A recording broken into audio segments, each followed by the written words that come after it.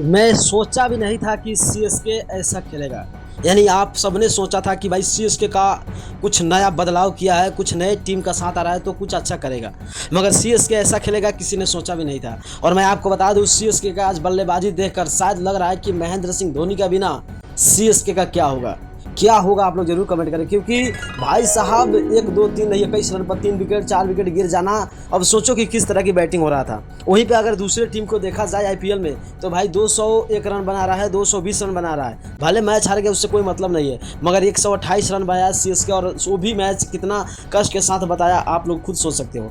यानी कि सीएसके का भाई नैया पार कौन लगाएगा ये समझ नहीं आया। क्या संजू सैमसन के साथ अगर एक मैच में नहीं चलो, लगता है कि संजू सैमसन कुछ अच्छा नहीं कर पाया, अगले वाले मैच में कर सकता है। शिवम दुबे की बात करें तो भाई है उतना पावर है, वो बंदा के पास उतना क्षमता है कि वो अलग रूप में मैच खेल सकता है और अलग तरीका से मैच खेल के जिता भी सकता है।